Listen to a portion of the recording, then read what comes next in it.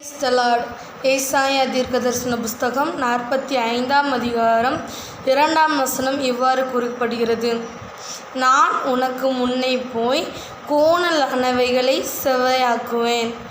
அவர் நமக்கு முன்னால் போய் என்ன பண்ணுறாருன்னா, கோணலான பாதைகள் எல்லாம் வச்சையும் செவ்வையாக்குகிற தேவனாக இருக்கிறார். எப்படின்னு சொன்னீங்கன்னா, கோணலாக இருக்கும். ஒவ்வொரு பாதைகள் ஒவ்வொரு சூழ்நிலைகள் இது நடக்குமானே தெரியாது. அப்படி தானே நிறைய காரியங்கள் இது நடக்குமா, நம்ம கூட ஒரு கொஸ்டின் மார்க்கில் நிற்கும். இது நடக்குமா, இது எங்கே நடக்குங்கிற மாதிரி நம்ம எடுப்போம்.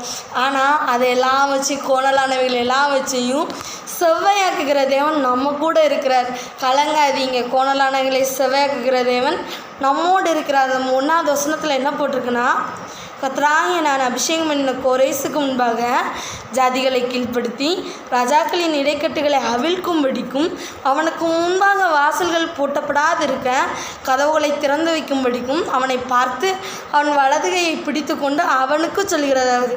அப்போ நம்மளுடைய வலதுகையை பிடிச்சி ஆண்டவர் சொல்கிறது வச்சுக்கோங்களேன். அவர் நம்ம கையை பிடிச்சான்னு சொல்கிறார், நம்ம வலது கையை பிடிச்சி தான் ஆண்டவர் சொல்கிறார். நான் உனக்கு முன்னால் போய் கோணலாக இருக்கிறத அவ்வளோத்தையும் நான் செவ்வைப்படுத்துவேன்னு சொல்லி ஆண்டவர் உங்களுக்கு வாக்கு கொடுக்குறார். அதே போல் என்னென்னா, அநேக வாக்குகள் நம்ம கொடுத்துருப்பாரு. அந்த கோணலான பாதைகள் மத்தியில் நம்மளை நடத்துவார். அநேக பாதைகள் நேராகவே இருக்காது. இது என்னடா இது இப்படி இருக்கே, இது நடக்குமா, நீங்கள் நினைக்கிற காரியத்தை எல்லாம் வச்சையும் நேர்த்தியாக ஆண்டவர் நடத்துகிற தேவனாக இருக்கிறார். கோணலானவைகளை நேராக்கி சமமாக்குகிற தேவன் நம்மோடு இருக்கிறார். நம்ம கலங்க வேண்டாம், பயப்பட வேண்டாம். நம்ம கையை பிடிச்சி அவர் சொல்கிறார், தைரியமாக இருங்க. கோணலான பாதைகள் எல்லாம் வச்சையும் நேர்த்தியாய் செம்மையாய் மாற்றுகிற செவ்வையாக்குகிற தேவன் நம்மோடு இருக்கிறார். கோணலானவைகளை நேராக்குகிற செவ்வையாக்குகிற தேவன் நம்மோடு இருக்கிறார். நாம் பயப்பட வேண்டாம். ஆமென்.